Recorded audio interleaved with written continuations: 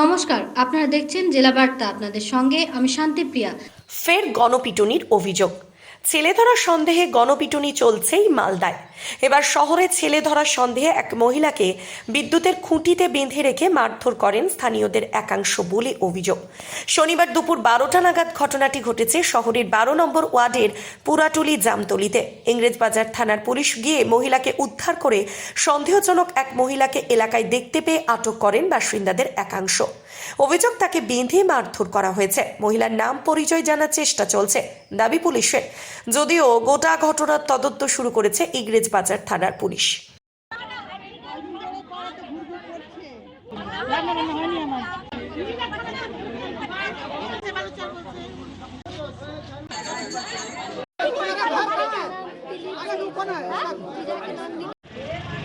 নমস্কার করছি।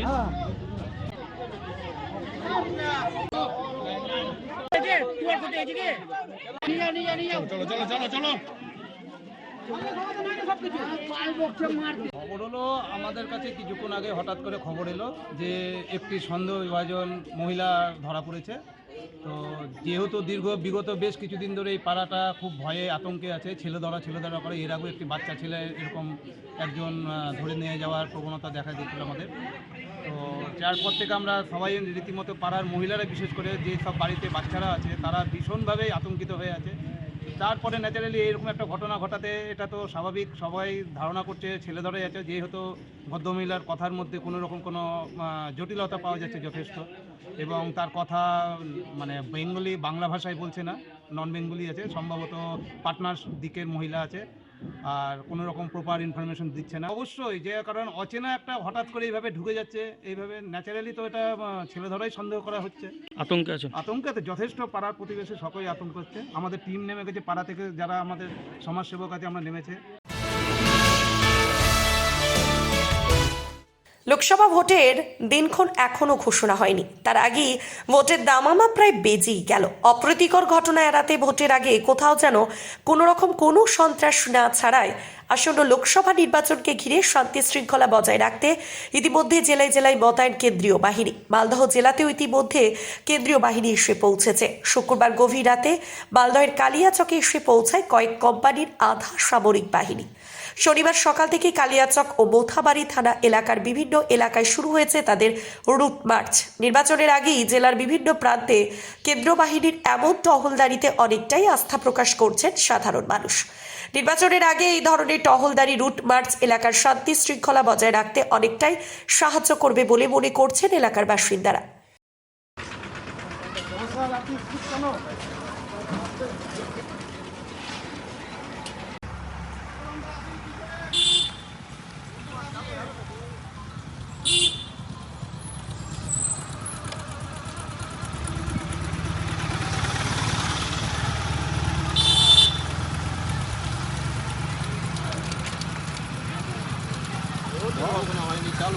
নিয়ে নিচ্ছে একটি ছোট্ট বিরতি। ফিরে আসছি বিরতির পর। সঙ্গে থাকুন ভয়ের সঙ্গে নির্ভয়ে।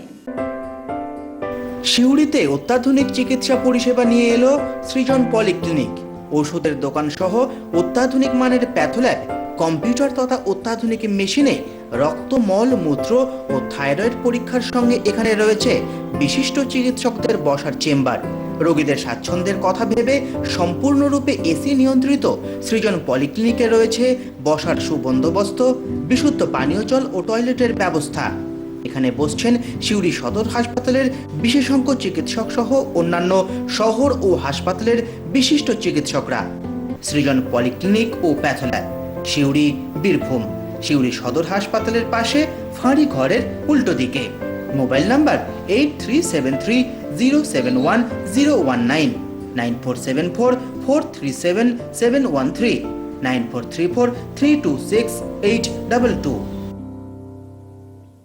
জেলা বার্তা শেষ করবার আগে দেখে নেব জেলা বার্তার বিশেষ কিছু অংশ আরো একবার। আলিপুরদুয়ারের এথেল বাড়িতে অগ্নিকাণ্ড, স্থানীয়দের তৎপরতায় আগুন নেভানো সম্ভব হয়েছে। বড়সড় ক্ষতির হাত থেকে রক্ষা পায় এলাকা। প্রসঙ্গত, আলিপুরদুয়ারে এথেল বাড়িতে অগ্নিকাণ্ডের ঘটনা। পাশেই ছিল ঝোপ জঙ্গল ও মোবাইলের টাওয়ার। স্থানীয়রা রীতিমতো আতঙ্কিত হয়ে পড়ে, তবে তৎপরতার সাথে তারা আগুন নেভান। দমকল বিভাগকে খবর দেওয়া হয়। দমকল ইঞ্জিন ঘটনাস্থলে এসে পৌঁছায়। কি করে আগুন লাগলো তা এখনো জানা যায়নি। স্থানীয়রা কি বলছে জেনে নেওয়া যাক।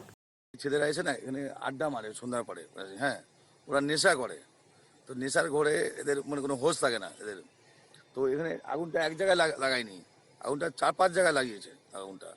তো লেলিয়ান শিখা মানে কত উপরে উঠে গেছে, ঠিক আছে, পাশের টাওয়ার রয়েছে, এয়ারটেলের টাওয়ার রয়েছে, দুর্ঘটনা বড় দুর্ঘটনা ঘটে যেতে পারতো। তো আমি তাই বলছিলাম, তাই যাদের পরিবারের ছেলেরা এখানে এসে ফাঁকা জায়গায় আড্ডা মারে, এরকম নেশা ফেশা করে, তাদের পরিবারের গার্জেনদেরকে আমি একটাই অনুরোধ, বাচ্চাদের একটু শাসন করতে হবে। তো ওদেরকে ওই সেন্সটাই নেই যে কী করতেছি, ভালো করছি বা কী খারাপ করতেছি, ঠিক আছে।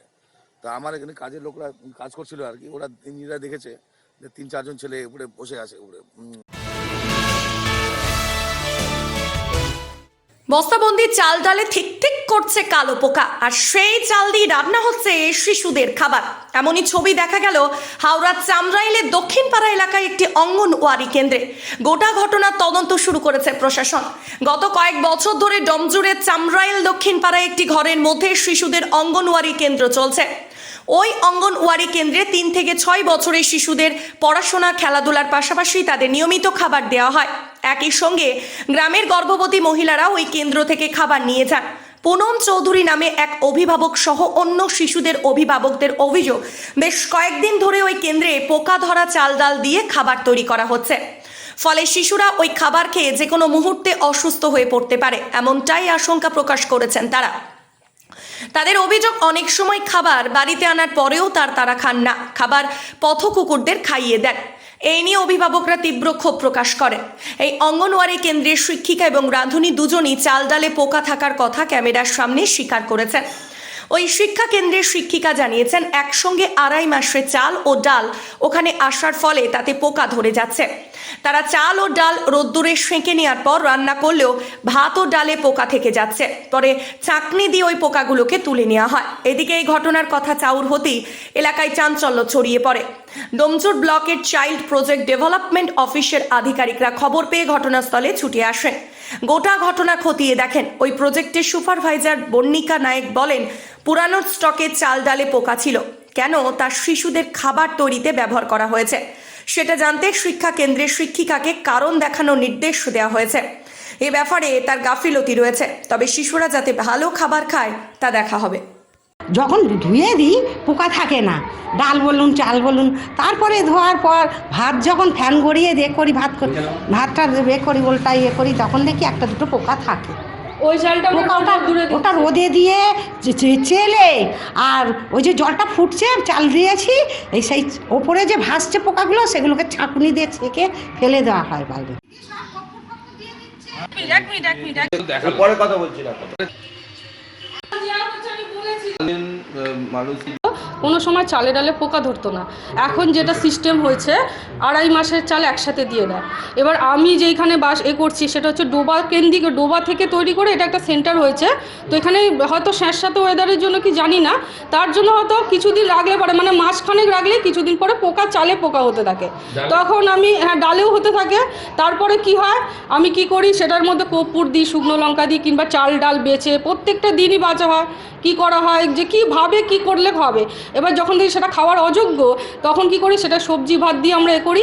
এবং এই যেটা ডালটা আমরা দেখলে সেটা আমরা বেনিফিশিয়ারিতে দিচ্ছি। যদি ওরা কিছু করে, আমরা ফেলবো না জিনিসটাকে, ওরা যদি করে বড়া তৈরি করে যদি খেয়ে নেয় তাহলে বাড়িতে করবে না, মানে অপচয় করছি না আমি।